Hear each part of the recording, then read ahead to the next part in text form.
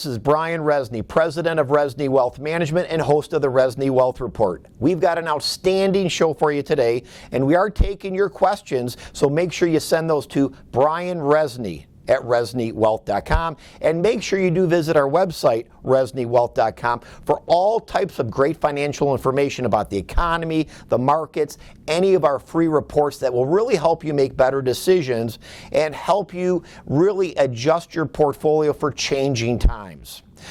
One of the things I want to start off with is another true story, and this true story happens really weekly, if not almost every day at our firm.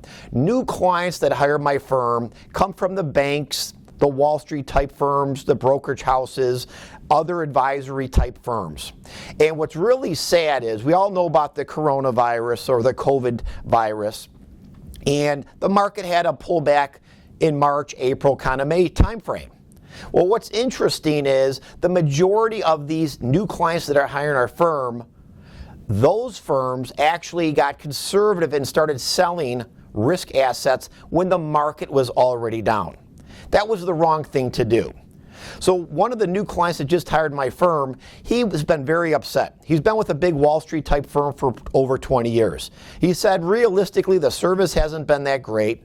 Our returns are not that great. Even though we're not trying to make barn burner returns, they just haven't been that great. And it seems every time the market goes down, if there's a disruption, whether it's the COVID disruption or the last recession, our brokerage firm gets more conservative when assets are already down instead of staying the course or maybe bringing on a little more risk. So what's happened is this. A lot of you are experiencing the exact same thing. What's ultimately happening is your advisor or firm is more emotional than you are. They're doing exactly the wrong thing. They're not following an investment strategy. So your portfolio goes down, but then they get conservative at exactly the wrong time, so then you don't recoup the loss or as fast. Does that sound like your current relationship? I would estimate 80, maybe 90% of you are experiencing that right now. The longer you allow that to happen, that kind of bad advice or those emotional decisions from your current advisor, the more it's going to hurt your financial security. So make sure you are getting real advice. At Rezny Wealth Management, and as you know, I've got a live radio show every Sunday for 2 hours. I do our TV shows every weekend, and I've repeatedly tried to encourage investors what to do properly, and we were spot on through this whole coronavirus scenario. Now what needs to happen? Let's talk about that. What if Trump doesn't win a second term? I've had a lot of TV and radio questions about what if Trump doesn't win a second term? Is the market going to tank? What's ultimately going to happen? Let me explain in reality. Whether there's a Democrat or a Republican in the White House, the economy is still going to be there. Remember, Democrats like to spend money. Republicans like to spend money. They just spend that money in slightly different places. I will say this, the policies of the current administration under the Trump administration, these policies are sound growth policies. So if President Trump is reelected on a second term, which we firmly believe as a firm he will be, those will be, in our opinion, better growth policies. So I think we have a better opportunity for the U.S. economy to do better, which should translate into asset prices or investments within the U.S. doing quite well. Let's talk about client communication or poor client communication. We hear this all the time. People that hire our firm say, Brian, our advisor, the returns maybe were lackluster. The biggest issue is really poor client communication coupled with poor investment results. What do? Folks, you can settle for bad communication. You can settle for poor investment results. How long are you ultimately going to do that? At Rezny Wealth Management, we believe in real communication to our clients, making sure you understand what's going on, being proactive with our clients. If you're not getting those kind of client communication, quality communication from your current advisor, you're probably going to end up being more emotional with your portfolio and probably doing the wrong thing because you're not getting proper guidance. Think about that. REITs, real estate investment trusts, your advisor sold you. Garbage and why. Let me talk a little bit about one of the things that's affecting a lot of you clients right now. Ultimately, A lot of these brokerage firms like to sell what's called a non-traded real estate investment trust, a REIT. Most of these are garbage. And why is that? They're non-traded. They're not liquid. And the majority of these will take an 18 to 20% haircut off your original investment the day you invest. What? Only 80% of your money goes into the ground? What's going to happen to your overall portfolio? The problem with non-traded investments or non-traded real estate investment trust, any investment that is not liquid, if things start to go south, you can't sell it and get out of it. So again, we've talked about REITs and non-traded real estate investment trusts for years on my TV and radio shows. We've warned you, the investor, but I'll tell you what, we are seeing a really amped up, jumped up sales promotion from a lot of these brokerage houses trying to sell these high commission products to you, the investor. I always tell you, buyer beware. Complex investments are always bad for your portfolio. Why they need to be avoided? Simple.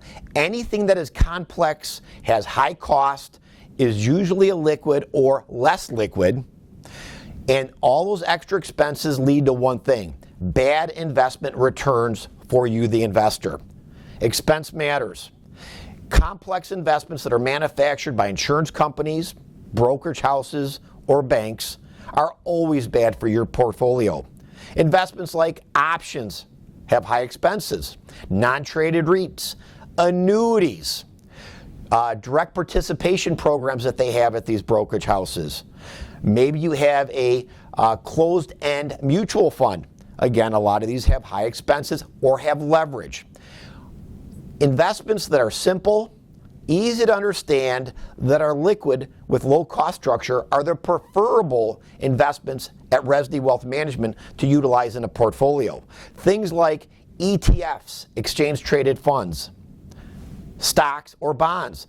Those are the three primary tools that should be utilized in a portfolio.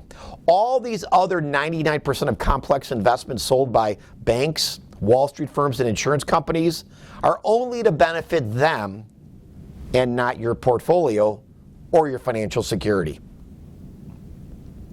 Retirees. Active management of your assets is vital today. Timely portfolio changes versus set it and forget it. We hear this all the time. A new client will come into Rezny Wealth Management, and I always ask them, why did you come to us? Because I am tired, they tell us, of the set it and forget it mentality from my current advisor. When things get bad, they don't make proper adjustments. If there's a recession, we ride it all the way to the bottom. Folks, active management of your assets today is vital. Making proper changes, timely changes when ultimately necessary, is only going to help your portfolio and your financial security. At Rezny Wealth Management, we believe in active management, we don't mean making a lot of changes all the time, but making those subtle changes that give you the opportunity for that added peace of mind or that added financial security. We've got a great announcement today. I've got an upcoming webinar, The Disturbing Facts Most Investors Are Shocked to Learn. How investors get ripped off by Wall Street, banks, and these annuity charlatans, we call them, every day. Learn how to protect your wealth from bad advice. Go to reznywealth.com for dates and to sign up for our webinar. Click on that webinar tab. You'll be glad you did. I will say this, if you want one of the best educations you'll ever get in your life, whether you're 45 or you're 85 or anywhere in the middle, attend one of our webinars. It will change the way you look at investing.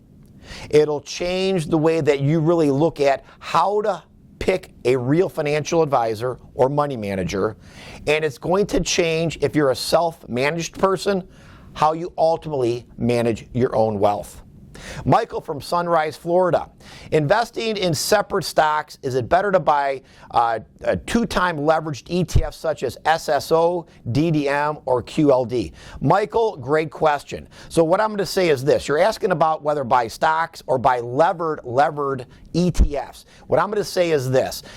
I do not believe in leverage for most people. When you start to buy things that are leveraged, you're taking a lot more risk. Maybe a little bit of your money, if you're going to be more growth oriented, maybe 5 or 10% in a levered ETF might be okay if you understand what you're truly doing. But do not margin lever up your whole portfolio. That would be a huge mistake. We believe in market weight based upon risk profiling of a client, and never ever margin or leverage your whole portfolio. That is a huge financial mistake. I'm going to take a quick break. I'll be right back with more questions after this. Make sure you go to ReznyWealth.com. I'll be right back after this. Hello, I'm Brian Rezny, president of Rezny Wealth Management. I've managed money professionally for over 30 years. The biggest mistake I see investors make, being sold an annuity. Annuities are sold on blatant lies, fake free money bonuses that never materialize for you, the consumer. Before your retirement gets ripped off by an annuity salesman, get my free report, Why Annuities Are Dangerous to Your Wealth and Retirement. And we're back. I hope you're enjoying today's program. We've got a lot of questions coming in, and as always, send your questions to Brian Rezny at ReznyWealth.com. Lawrence from Fort Myers, Florida. Brian, what do you think about the ETF ITA really low relative to the S&P 500? Lawrence, what you're talking about when you talk about it's a relative correlation, meaning if the S&P does one thing, this particular ETF does something different. What I will say is this. There's a lot of different ETFs, which stands for Exchange Traded Fund. Ultimately, what you have to realize is this. A lot of the assets in ITA are actually inside the S&P 500. The S&P 500 is a group of leading 500 large cap stocks on a market cap weighted, meaning the bigger stocks have a bigger weighting in that S&P type index or ETF version of that. What I will say is this. If you start buying sector type ETFs, make sure you're doing proper research as always. The two areas that we really like right now, and for disclosure, we own both, are higher weightings on a sector basis, continues to be technology and healthcare. Now, our positions can change at any time, and we do a lot of homework and research daily within our client portfolios, but make sure you do your own homework because it's vitally important that you do that. As I've always talked, and we've talked with many investors over time, before you invest your money, if you're not using a fee-only fiduciary money manager like Rezny Wealth Management, if you're self-managing, you better be doing your daily homework. I'll tell you a quick story about a recent client that hired our firm. He was self-managing for the last 25 years. And when he came in, he said, you know what? I'm probably not really doing the research I need to do. I really don't like doing this, and my returns really weren't all that great. And I said, then why do you keep doing it? He said, because I couldn't find a firm that actually would properly manage my money till I listened to your radio program over the last couple years, and I now feel comfortable in your firm's ability. As I've always said to investors, if you don't have a strategy, if you don't do daily research on your portfolio, if you're self-managing without that, you're going to have lackluster returns, higher risk, more volatility, and chances are lesser returns on your portfolio. Natalie from Naples, Florida. I'm currently widowed, no children, and have a whole life insurance policy with a net cash value of $90,000, a death payout of $150,000, and receive $2,900 yearly in dividends. Should I do a 1035 exchange and put that into a fixed annuity? I would say absolutely not. Fixed annuities, generally speaking, have extremely low rates of return today. You probably would be better going and buying a CD, to be brutally honest. But again, I don't know your risk profile. But think about this. What was your annual premium? How much money did you put into this original insurance policy?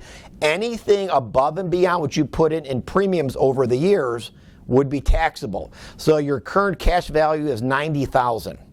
If you put $100,000 in of premiums over the last, let's say, 20 years, as an example, nothing of your 90 would be taxable anyway. You might want to pull that out and design a much more fitting portfolio, given your risk profile and goals and objectives.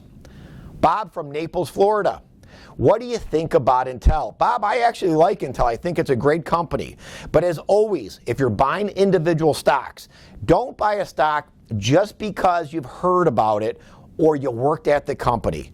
You need to do hardcore research, okay, before you buy the stock. You need to continue to do daily research once you buy the stock. Most people never do either.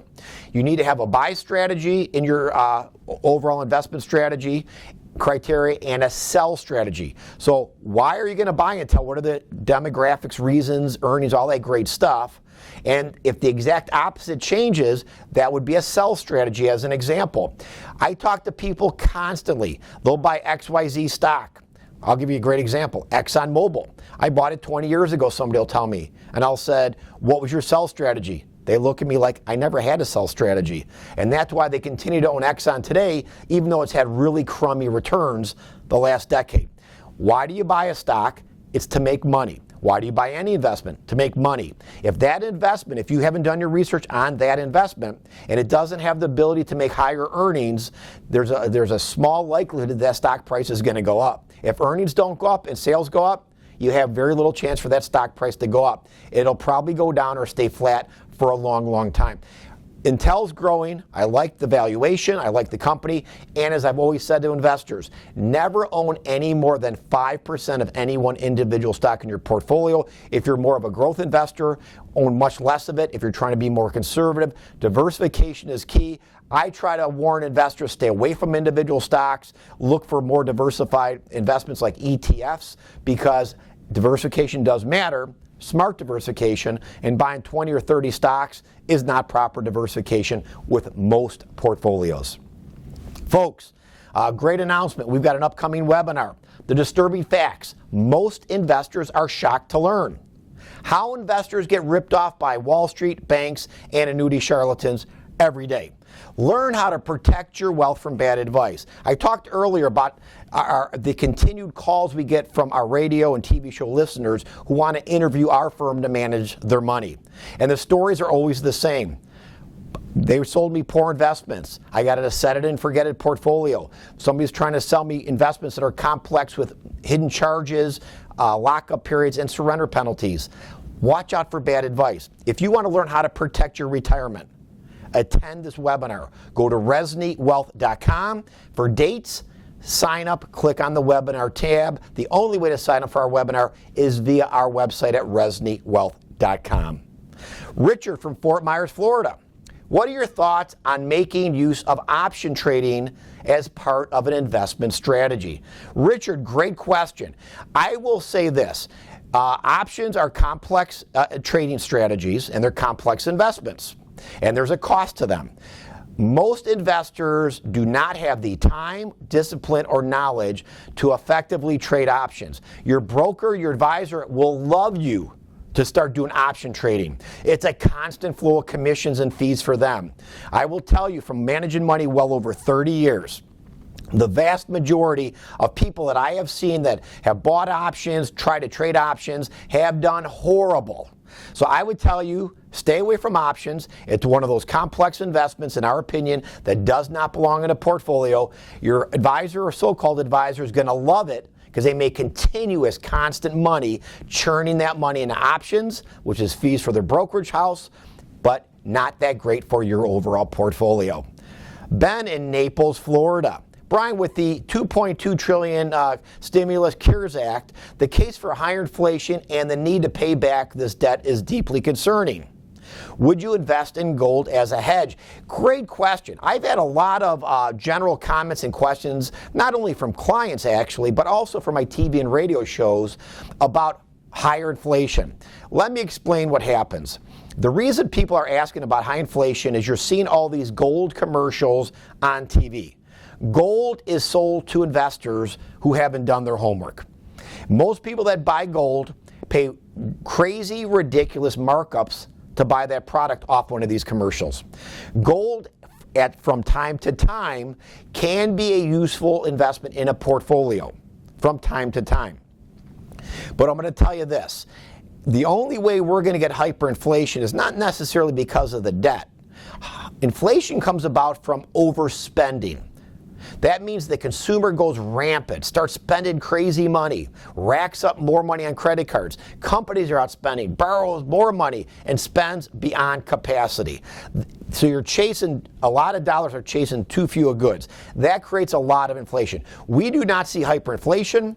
We do not see gold as a viable investment right now. That doesn't mean it might not go up, but go look at the last 5 or 10 years. Gold has done okay, but other investments have done much better.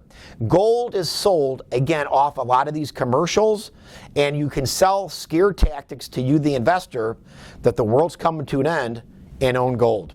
I'm going to take a quick break. Make sure you visit ReznyWealth.com and also send us your email questions to Brian Rezny at ReznyWealth.com. I'll be right back after this. Hello, I'm Brian Rezny, president of Rezny Wealth Management. Investors are getting smart. They are moving away from conflicts, bad advice, and being sold junk investments from firms that are not family fiduciaries. Smart investors demand real advice and real money management 100% of the time. If you're tired of the financial runaround, download my groundbreaking report, 3 Investment Risks You Must Avoid Now. Hello, it's Brian Rezny, president of Rezny Wealth Management, and of course host of this Rezny Wealth Report show that we have every weekend. Make sure, by the way, you do go to our website, ReznyWealth.com. I do a live 2-hour radio show every Sunday throughout Southwest Florida. In fact, it's the biggest show in Southwest Florida. You can talk to me live, you can send questions or call in. We love to hear from you in addition to our TV show. Jeff in Fort Myers, Florida. Dividends and income. I understand growth is important. What about the risk of growth? Jeff, excellent question. So let me explain. Dividends are a part of a lot of different investments. You can get a dividend, obviously, from a bond. You can get a dividend from a stock. Growth is not necessarily risky. Dividends are not necessarily risky. Neither one can be conservative or risky. So let me explain. Just because something's a growth investment doesn't mean it's any more risky than, let's say, a value type investment. The ultimate key is this. If you're talking about an investment that's going to grow, let's say it's a stock. A stock that grows, in our opinion, has a better opportunity in a portfolio than a stock that is a true deep value stock. The big difference is this. Value stocks are out of favor. They might appear to be cheaper, but if they don't have a catalyst to rebound in sales and earnings, they may go down even more. ExxonMobil is a great example of that. It's really a value stock, but it hasn't done anything in well over a decade. A growth stock would be a stock maybe that doesn't have any dividend or a low dividend. Okay, very light dividend. So what does that mean? That's a company that's really growing sales and earnings faster. Typically, never a guarantee, but growth often outperforms value, but there are time frames where value can outperform growth. I will say back in the day, 20 years ago, there was always this pull and tug with value and growth. I think today's a little bit different. Our portfolios at our firm, at least for the last couple years, have been more growth-oriented on that side, looking for growth of earnings and sales, and that's been, in our opinion, the right place to be, and we feel that's going to be carry us through the rest of this year and potentially 2021. We've got an upcoming webinar, The Disturbing Facts Most Investors Are Shocked to Learn. If you want to learn how to protect your money, how investors get ripped off by Wall Street firms, banks, and these annuity people every day, we're going to teach you how to protect your wealth from bad advice. I hear too many horror stories from people that come in that were sold the annuity, worked with a brokerage firm for years and were sold products that weren't really suitable or good, or just lackluster returns and bad client communication. We want to teach you how to be a more successful investor. So whether you're 45 or you're 85, if you care about your retirement and your portfolio and you're tired of getting that bad advice or that runaround, or you're questioning the direction of your portfolio, go to ReznyWealth.com, click on our webinar tab. Times, availability, and the sign up. You will be glad you did. It'll be one of the best investment educations for your retirement you've ever had. I guarantee it. Ken from Fort Myers, Florida. Good morning. I enjoy your shows. I'd like your opinion on Hanes brand HBI, which is down nearly 50% from its 2-week high. Earnings have been fine. The P ratio is low. The dividends are rock solid at 6%. Thank you. First off, dividends can be cut. What I think's happening is this. You're looking at the stock because you're seeing this big dividend, but if you look at total return, you have to look at total return. Total return is the value of the asset going up or going down plus the dividend. So if you buy a stock like Haynes as an example, and it's trading at $50 a share, and it's got a 6% dividend, and the stock price goes down to $25 in the next 5 or 10 years, what's your real return even after the 6% dividend?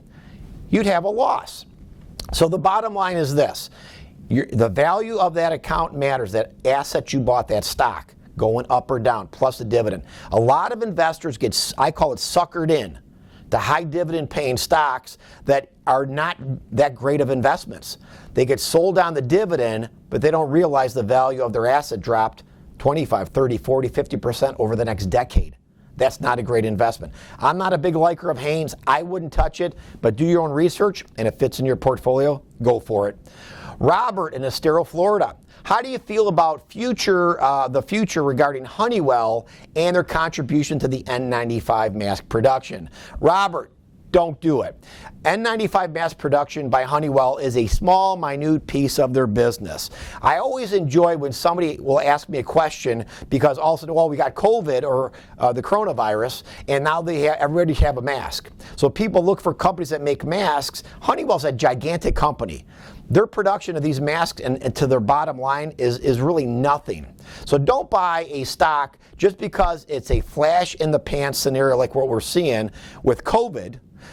In my opinion, Honeywell's a great company, but don't judge N95 mass production as part of the investment thesis on your overall analysis of that stock. Doug from Naples, Florida. Is another recession coming, and how severe? Ultimately, we're going to have another recession someday. We're in one now, we're coming out of it, but realistically, we may not have another recession for a long, long, long time. Folks, I'm just about at the end of my show, and as always, we appreciate your questions. Make sure you go to ReznyWealth.com. Check out our website. We do manage a larger portfolios, 500,000 and larger. At the end of this year, at the end of 2020, we are raising our new client minimum to $1 million. If you want real advice, if you want real money management, if you're tired of bad client communication and mediocre advice you're currently getting, call my firm for a consultation during the week. Visit our website at ReznyWealth.com. And as always, we thank you for your questions, your time, and make proper decisions always, and never settle for bad advice. We'll see you next week.